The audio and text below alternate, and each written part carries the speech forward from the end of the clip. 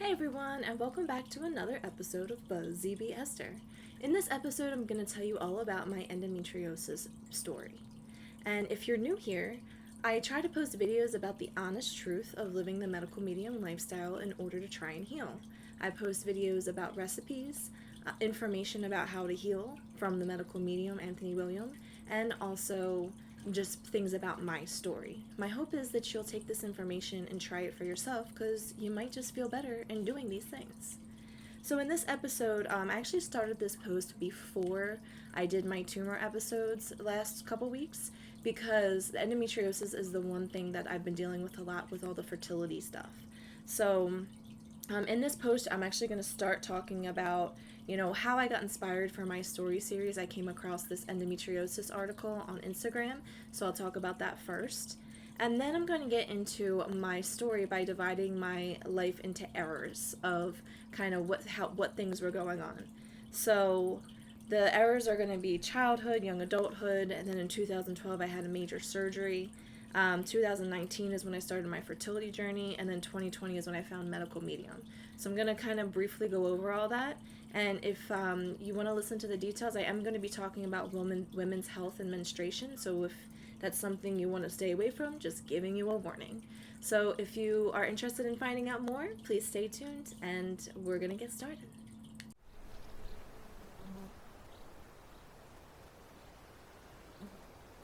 So I wanted to start with why I was really inspired to tell my story in this YouTube series because of this post. And this post up here says, remember, you didn't cause your endometriosis. And that really just kind of pulled on a heartstring because a lot of times, especially with the whole manifestation stuff and you are your thoughts and beliefs and all that, people try to blame people who are chronically ill saying that, oh, it's all about their thoughts. It's a little more than that. And, I actually posted a couple weeks ago on my short reels and stuff about what I think my take on manifestation and healing is. But I do think that people did not cause their diseases just from thoughts alone. I think it can contribute, but there are physical reasons too. And then when I was reading through the comments, this brought complete tears to my eyes, and I was just like bawling my eyes out because there were so many women that are suffering from this disease, and it's something that's not well known. At least I didn't know about it until I was 25 and I was finally diagnosed, which I'll get into later.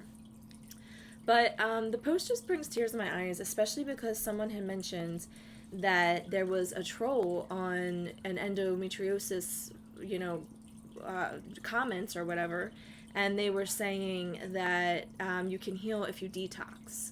And they were trying to say that, like, that's absurd and our doctors know what they're talking about and blah, blah, blah. I'm like, okay.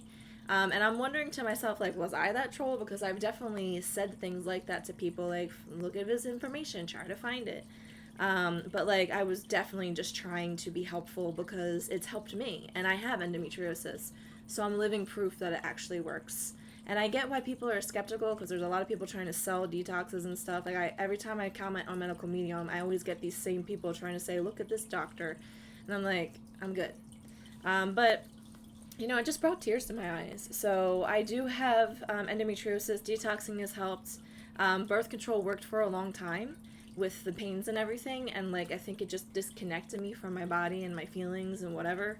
But getting off of birth control and trying to get pregnant and stuff, all those pains came rushing in, and the only thing that has helped is the medical medium information, because everything else didn't. So anyway, I just wanted to get into my story more, and know that you can heal. If you are suffering from endometriosis, you can heal. There are answers. So for my story, I'm going to start with my childhood and teens, and then get into young adulthood. In 2012, I had a major surgery, so I'm going to talk about that some. And then I'm going to talk about my weight a little bit, but I have a separate post for weight, and 7 years after surgery. And then in 2019, that's that 7-year mark, is when I decided to go off of birth control and try to get pregnant. And then finally, just a year later, in 2020, I found medical medium actually during the pandemic and started his 369 cleanse and did all the things, and just so many things have happened for me since then, which is why I'm so passionate about sharing my story in hopes that you will try it, because it works. Okay, so starting with my story in the childhood and teen years. So, like I told you in my previous post, that I've actually been dealing with problems since birth. And I talked about how I had a tumor in my arm. So, if you're interested, go back and look at that. But I was born with, viruses causing these tumors already. So, I know that there are viruses and toxins that have caused my endometriosis as well. Um, but I'm going to get more into what causes endometriosis next week because my doctors couldn't tell me, my surgeons couldn't tell me, no one could tell me, the internet couldn't even tell me because there's so many different things about it. So I'm very passionate about this topic. So I started birth control actually in 10th grade for four reasons. I had irregular periods, which were 28 to 35 days, and sometimes 17-day cycles. But actually, apparently that's normal. But because, one month was only 17 days, another month was 35, 37 sometimes, I couldn't really predict when it was coming. And so it was just, all my sisters and everything it was like clockwork. And I was like a little off from that, even though I still had it every month. So that was one of the reasons. I had very heavy periods, very painful periods, very like really intense cramping and stuff, and also a lot of cystic acne, which again I'll go into another post in detail about my acne. But those are the four reasons why they in 10th grade I wasn't sexually active. They just put me on birth control because I was having all these issues. I'm just going to get into a little bit more detail about those issues. So again, if you don't want to hear it, skip it. So in elementary school, I actually had a few embarrassing moments when I first started getting my period. And it was that time of month. My flow was so unheavy and unbearable at times. And one time it just came out of nowhere, and I was cheering at a game for a football game, and I just felt something coming down my leg. I had to excuse myself from the game and take care of it because it just came on and it was really heavy. Um, and then another time I was in class and I had a pad on, and I stood up and I just felt everything fall out like a lot.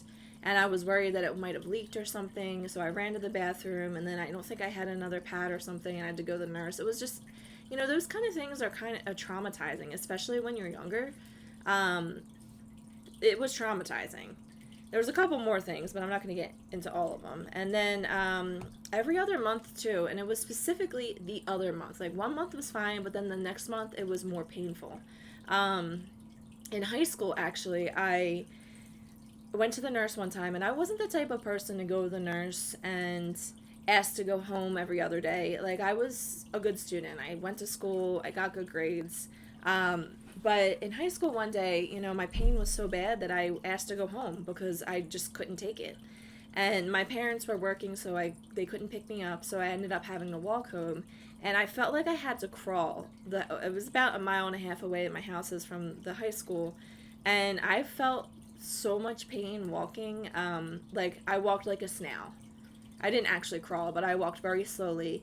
And then finally, halfway through the walk, I started feeling a little bit better. And by the time I got home, my pains actually decreased a lot. It was very painful at first, though. And like now, when I have those bad pains, I just kind of like put a heating pad on or something. But I do think movement and heat does help with it some. So I did bring all this information to the doctors, and without really going into details about like how long are my cycles, what's going on, they just prescribed me the pill.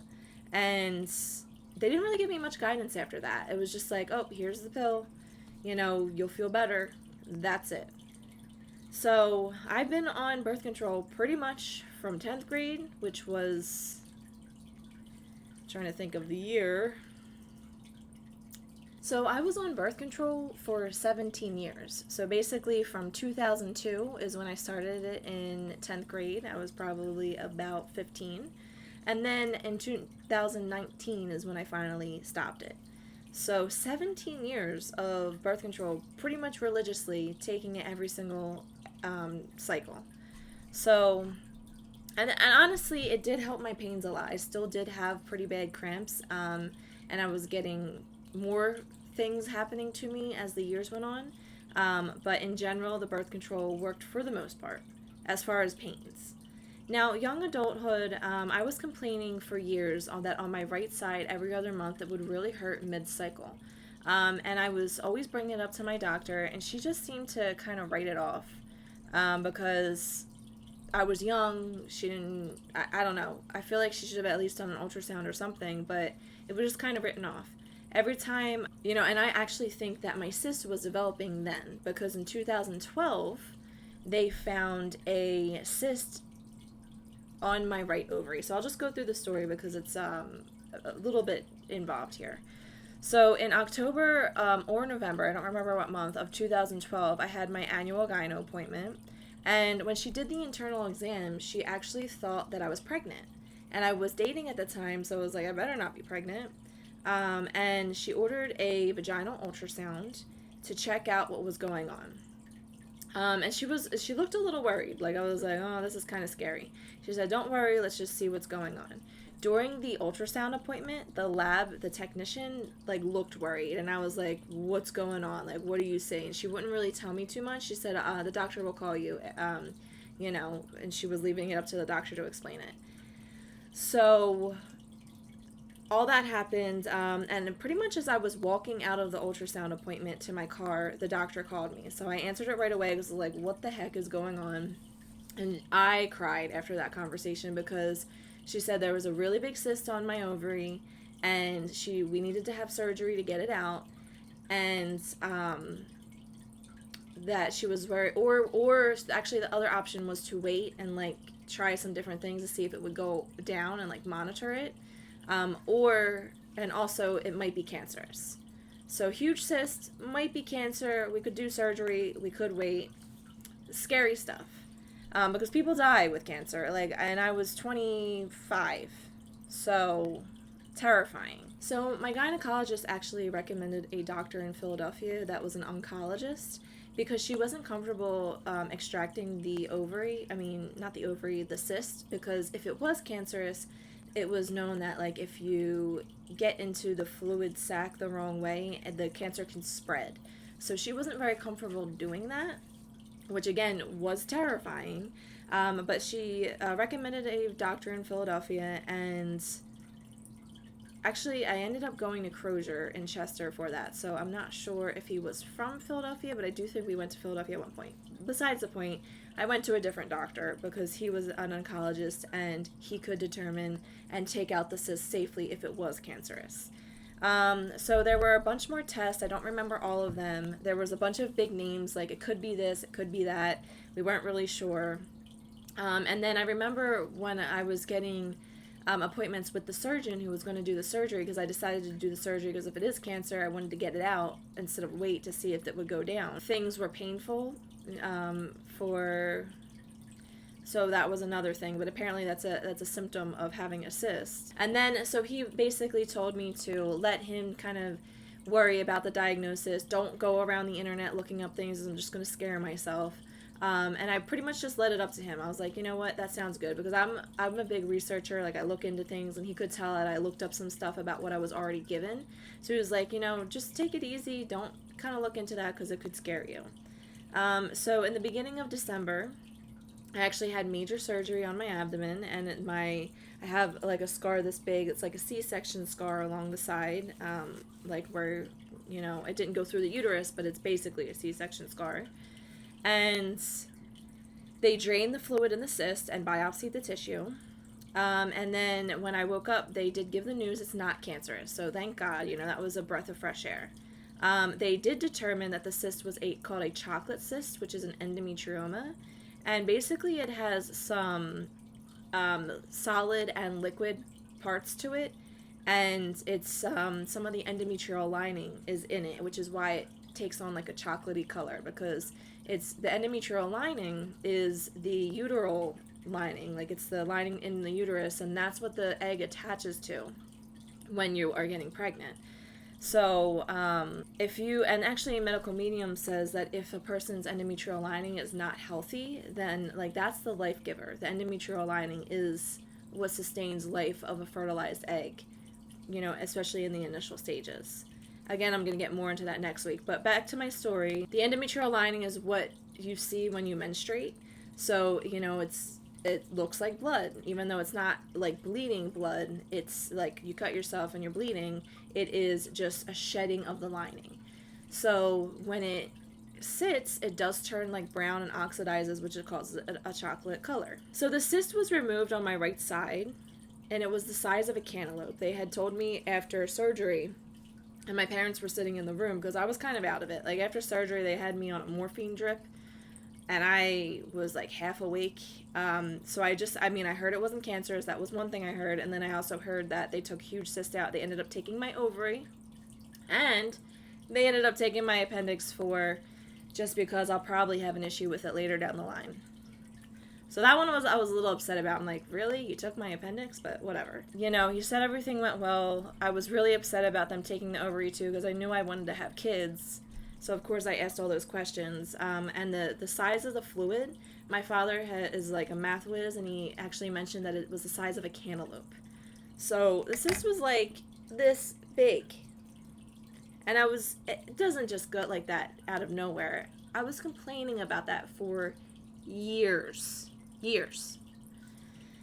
Anyway, so, all that happens. I found out all that information. I asked them about getting pregnant, and they said that I shouldn't have any issues. They asked me when I was trying to get pregnant, and I said probably in a couple years. I had actually just met my husband at the time, literally a month before the surgery, and that's part of the reason why I fell in love with him, because he was there every single day, which, I knew he was a good one just from that.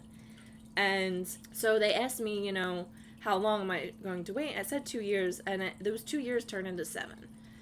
So I kind of wish we went into it a little bit earlier, but like I really wanted to be married first, and I really, I had certain things in my head. And honestly, I don't regret the trajectory we went on because we've had good times without children and stuff. But at times I wonder, like, what if we did try earlier? And then I also wonder if we did try earlier, I wonder if my child would have issues because of all the stuff going on in the toxins, because there's a lot with that too. So, I'll get into that on another post, but those are just all the things that I'm thinking about now in hindsight. But back in that time, that's when they diagnosed me with endometriosis. So I was living my life 25 years, definitely had the pains of endometriosis that they're saying, painful during the deed, all the things that are check for endometriosis, and no one looked into it until I had the size of a cantaloupe cyst on my ovary and had to have surgery to remove it. And the only way you can get diagnosed with endometriosis is usually with a laparoscopic surgery, which they put like a thing through your belly button somehow. And they go and look around to see if there's endometrial lining anywhere other than your uterus. So I actually had endometrial lining on the bottom of my bladder. They said it was minimal, it wasn't too much, but it was there, and I was diagnosed with endometriosis. Also, the endometrioma is a sign of endometriosis as well. So I asked 1,000 questions as follow-up. They really couldn't tell me anything. I asked, why does this happen? We don't know.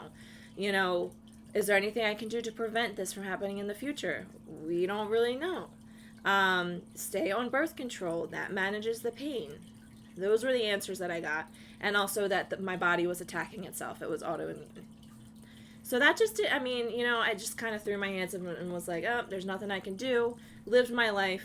Really, that's it.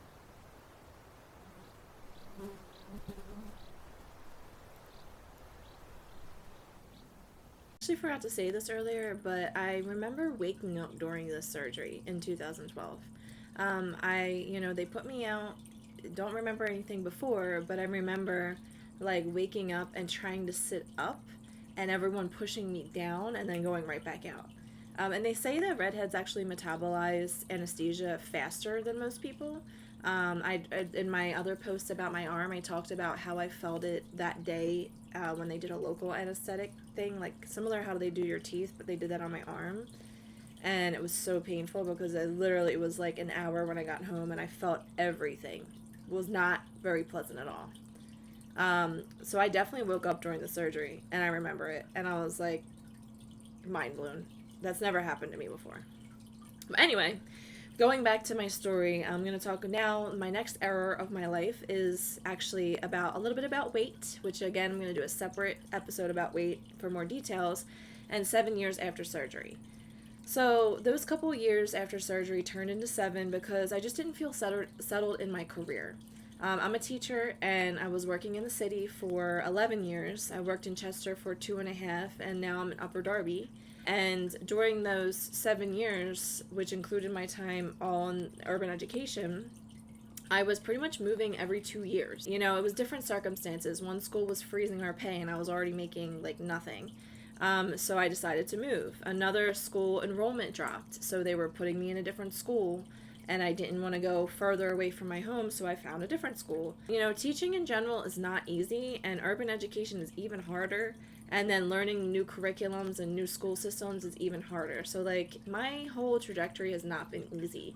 And I spent way too much time on that. And what really kind of just tore at my heartstrings was how the one that just like was going to basically sack me because of enrollment. And I specifically asked the question because I was going to put in to try and get into a different school that was closer to my home.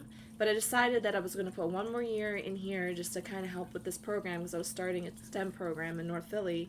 And they ended up not renewing, they weren't firing me, they were just moving me to a different school, which again, because of how late it was in the seat and like when they were finding people to fill the positions, it was further away from my home, which again I didn't want to do.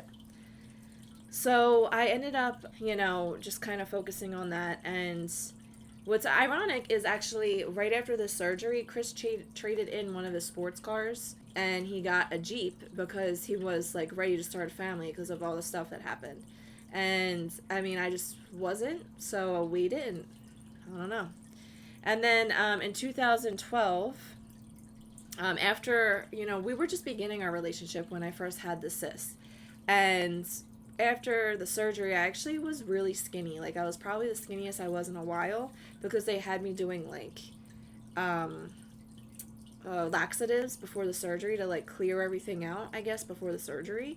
And my stomach was flat. And I guess because I had a cyst, my stomach was, like, rounded.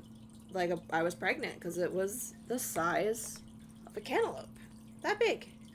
I still can't believe that. Like, I don't know. So I just continued my birth control. I pretty much ate the way Chris ate, and he loves eating out and going to, like, all the local restaurants and stuff, which I also love food and eating out and everything. So I gained quite a bit of pounds doing that. And, we eat out a lot, which is nice, and he never made me feel bad about my food choices, but I love, like, dairy and cheese fries and all those things. So, when you eat that every night, it adds up. So when I was on my own and living with my parents, I did not eat like that. And I think those bad choices and habits kind of just compiled. And so now I'm at a point where I want to lose the weight. And again, I've been struggling with that part. But anyway, I continued on my birth control for those 7 years.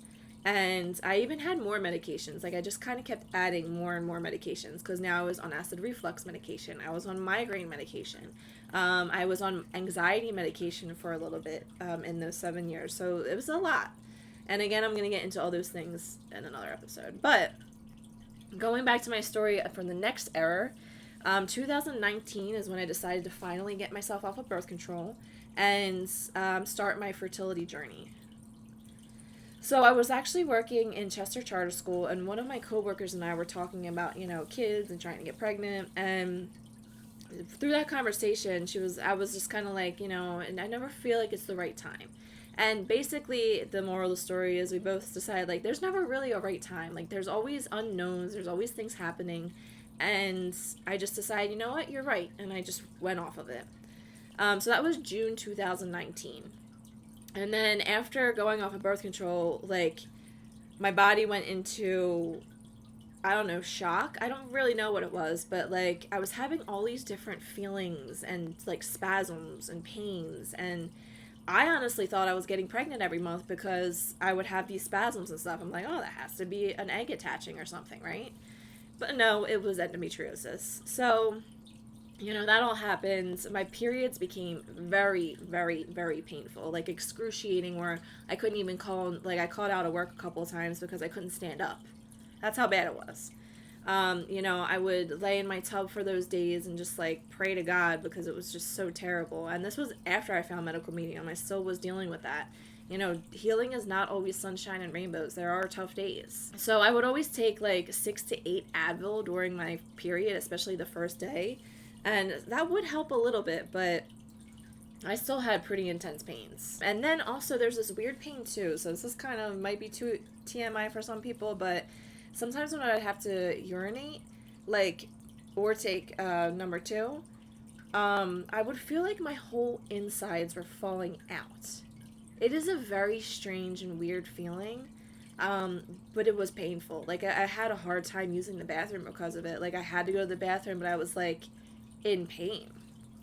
So, and that wasn't all the time, but it was definitely during some of my periods. And then my headaches got worse, and so did other symptoms in those 7 years and coming off of the birth control. And again, I'm going to get into those details during my series, so don't forget to like and subscribe if that's something you want to hear.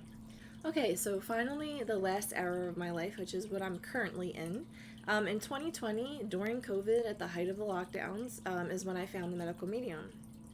I actually was scrolling through the YouTube looking for cleanses, like fruit juice cleanses, because in high school I did a couple cleanses where it was like something you bought at CVS and it was just like a lot of chemicals and stuff, and I'm like, I don't want to do that because I know that something's wrong. Like, I want to cleanse and try to be, better with it. And actually in my other post I tell how I found medical medium in my story series intro, so take a look at that if you want to know more.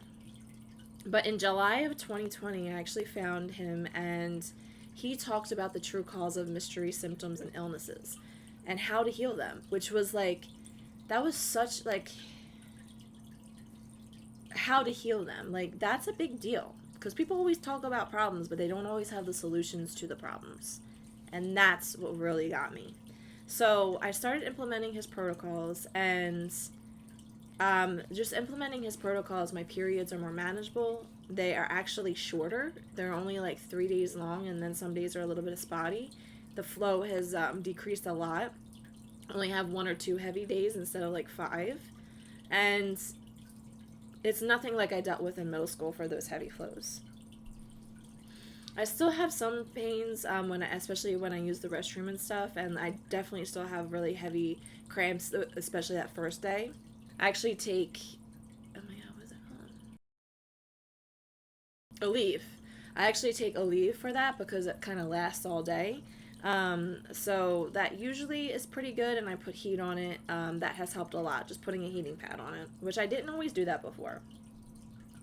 And then just cleaning up my diet and detoxing. I noticed too, like, cleaning up my diet and detoxing, I can kind of feel what my body wants, and like, I kind of know what's going on, especially just in conjunction with knowing what the medical medium information says. So the one time I actually ended up having an Italian hoagie right before my flow happened, and the next day I could not stand. Like, that first day, flow day, and I think it was from the Italian hoagie, like the gluten, the processed meats.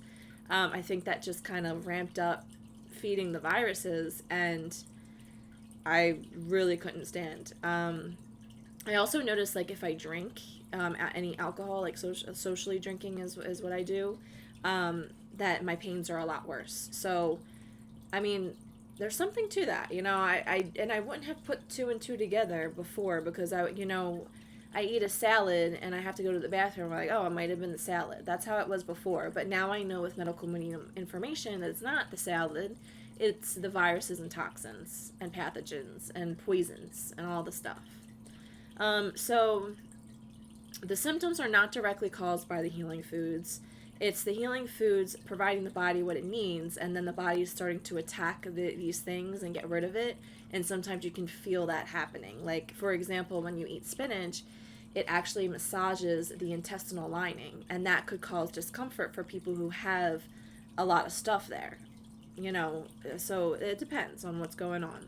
Also, once the pathogens start dying off and stuff, their bodies are actually toxins, and that can cause some discomfort for the body. And also, they fight. These are living creatures, and they fight to live. So that could also cause a detoxing symptom as well. But Sometimes I'll have intense symptoms and I'll back off healing a little bit. So, like, I won't do as many protocols, or if I'm in the middle of a 369 cleanse, I might kind of back off and eat a little bit more fat. But in general, after doing cleansing and dealing with the pain a little bit, like, I just feel lighter and, like, freer. Like, it's an undescribable feeling. You have to do it to understand it fully. And I'm still working on my healing. Like, I'm still working on weight loss. I'm still working on some acne issues. But I want you to know it is possible to heal with food and supplements and herbs. Like, it's possible. It's not unheard of.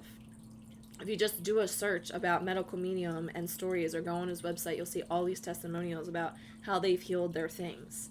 I'm kind of taking it a little bit slower. I'm now going on year 3. And I'm still dealing with a lot of stuff, but it does take a few years. Like, these are habits that are hard to break and addictions that are hard to break. So, have compassion for yourself if you start this journey, and it's okay if you just start with one thing. So I also see my doctor, and I still take Advil during my cycle and I leave and stuff. I'm hoping one day I won't even need to do that because it'll be so healed and I'll feel so great. So that's where I'm at. So yeah, I hope you guys like this story about my endometriosis, and it's not an easy thing to talk about, and I hope that my story inspires you to start with healing with medical medium protocols, because it might just help, and if you try it, you might just feel better. So don't forget to like and subscribe if you want to see more, and I hope to see you guys in the next one. Bye!